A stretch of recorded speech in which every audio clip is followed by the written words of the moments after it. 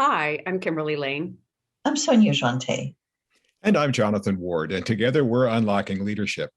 We're three experienced executive coaches with very different disciplines. In every episode, we take a question from a real client and provide key insights to address their challenge from our three different perspectives. It's a holistic approach to understand challenges and opportunity. So let's get to it. Our question today is from Dan in Providence, Rhode Island. Dan asks, according to research from executive recruiters, the average tenure for a C-suite executive is a brief 5.3 years, often because their role was designed poorly. So what do you advise a leader who is failing because the responsibilities or expectations of their role were poorly designed? So Sonia, what should Dan know so that he's not set up to fail? That's an awesome question. And, that is true that the actual tenure of a C-level executive is significantly shorter than it used to be before. And I agree with the fact that the design often is a challenge because they are made responsible or accountable for either areas or individuals that they do not have a direct reporting relationship to. And so one of the things that I would suggest is when you're interviewing for a C-level role or you are in a C-level role and you're trying to get a little bit more clarity, sit down with your, whether it's HR business partner or with, a member of the board or your immediate superior to discuss what are the areas that you are going to be accountable for or responsible for moving forward, and then how you can best affect them and whether it requires direct responsibility to you or influencing from you. And if it requires influencing from you, what is it that your boss could do? They could create, if you will, a group that's focused on that so that it doesn't become contentious. And because at C-level leaders, they've earned the right to be there. And in many ways, all of us have a little bit of an ego. And so you don't want it to become an ego fight when it's about how you can best do things for the business or how you can best manage changes for the business. So whenever I realize that in order for the job to get done, it's going to require influencing skills or having more of that kind of a relationship, it's so how do we build that camaraderie? How do we build that collective focus so that we then are all aiming for the same mission? And any trade-offs that we're making them responsibly. So that would be my first piece of advice. What do you think? Yeah, I would totally agree with what you said, Sonia, and Dan, thanks for your question. I think sometimes your C-suite roles are specifically designed for short-term goals, such as achieving IPO or certain revenue targets, or try to get the company sold. So you just be very clear about what's really the overall goal of the organization and what the C-suite is really trying to achieve. So just be cognizant of that, because that really defines, once, if you're going to sell the organization, that's the ultimate goal. Most likely, you will not have a position at the end of that. So just be very clear of that piece. But so many things that you mentioned, Sonia, are so true. I kind of look at the fact is your role really independent, yet you have interdependent goals, meaning, as what Sonia mentioned, is that you are expected to achieve something that's totally put on your responsibility, yet you really need the collectiveness of the team or the C-suite to really to achieve those goals. And so that's really not a fair expectation when they're asking you to work independently, when it's really interdependence is what you need, right? So be very clear on that piece. And I think Sonia made a really nice scenario about what that looks like. Just simple things too, finding out what is in your particular what is defined as success, right? At the end of a year, or at the end of 3 years, or at the end of the 5 years, and how would the board, if you're, define your success, right? And what are you being measured upon, right? And do you have the autonomy to be able to make that happen? Kind of going back to the independent responsibility, yet you have to really have interdependence with many people on the team in order to get those goals achieved. So how do you know you're succeeding? Ask that question. How would you know at the end of the year or 6 months that you're succeeding? What are you being evaluated on? And try to get as specific as you can and see if you're, again, if those are related to just your personal autonomy and getting things done, or do you really have to be working through a team? And what does that culture look like to make that happen? It's fascinating to me when I think about all the executives. I think about the executives that I've seen over the course of my years of employment. I think I've seen more failures in the C-suite than I have successes, or it's easier for me to kind of look at the failures that have happened there. And frequently, it's this disconnect that happens between somebody who's brought into the organization to lead change, only to find out that the organization doesn't want to change, right? And so what happens is this person comes in and tries to sweep things out, and the organization, to use a biological systems thing, basically encapsulates and rejects that person. And so they were, pretty quickly, the antibodies coagulate around that person and kick them out of there. And so, again, it goes back to, I think that is a great point about having those expectations. Does the organization really want to have change, and who is the one who's pushing for that? And as Kimberly was saying, what kind of autonomy and authority do you have? Can you build your own team? If you're being brought in there, can you pick who your directors are? Can you, to go back to the good to great metaphors and things, can you get the right people on the bus? Do you have the right people there? Do you have the authority to get rid of people who aren't doing their job in the way that's going to help support the change you want to lead?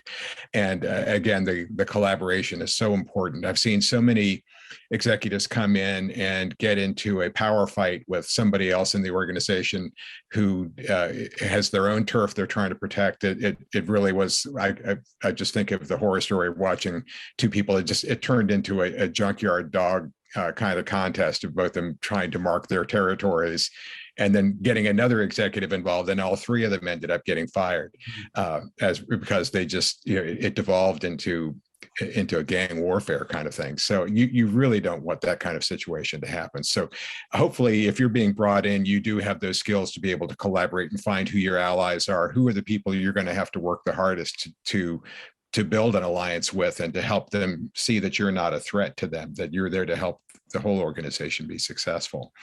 So, and the other thing is also trying to manage this tension in an organization between impatience for you to achieve results and this inertia that large organizations have trying to move things along. If you try to move things too quickly, again, you're going to have a hard time being successful. So, having both the clarity of vision and purpose and the drive to get somewhere, and then the flexibility to be able to manage that throttle appropriately, I think is going to be a real important for your success. Yeah, and unfortunately, I think sometimes, kind of going back to your comment, Jonathan, about they put somebody in a position and try to have some change occur, but yet the company really doesn't want to change. So, and sometimes I think they're looking for a fall guy, right? Everybody's looking for an excuse to say, I told you it wasn't going to work, right? And they're looking for somebody to point the finger at and be the fall guy. I would also ask the question is, why did they feel the person in this position fail? Well, how did he start out, and what were the criteria why did they think he failed? Why did they say he didn't succeed, and why did they let him go, or whatever happened to him when he left? So trying to uncovering, what was he doing right? What was he doing wrong? Fair questions, right? I'm glad that Jonathan also referred to the fact that he'd seen a lot that had not gone well. I want to share about one that did go well, that I think had a little bit to do with how it was defined, but it also had to do with timing. And it was that when you're coming in new, if everybody's very established in a particular model and a particular power play, then you may run into a little bit of an obstacle. But in this case, it was a CEO that was brought in, and very closely after his onboarding, a CFO was brought in. And they needed to work together, very closely together, to truly build. And as Kimberly had given as a possible scenario, they had been brought on board because the company, the board wanted them to be able to take the company public, or be able to put themselves in a place where they could be acquired. So they had a common goal, and they had to learn from each other. So nobody made any assumptions. So they had to, if you will, be translating to each other. Well, this is how I evaluate. This is how I think. This is how I look at things. And then they went out on the road together to meet the different business offices and to understand some of the clients and some of the challenges. So they collaborated in writing the plan that then allowed for the person who was dealing with marketing and people who were dealing with other functions to feel like they could rally around a common understanding, because they didn't come in and say, we know what's wrong with you, we're going to fix it. They came in and basically said, we're here to understand, but we see a goal. And everybody who was part of the leadership team knew that if they were successful, then they were going to walk away with either like a good acquisition, so they would get a payout in one way, or an IPO, and they'd be able to have like some longevity there in terms of stock and all of that. So I think sometimes looking at the timing as well, and how many people would want me to succeed, how many people would want this to be an outcome that really makes sense, versus making it about me personally. Otherwise, you run into challenges.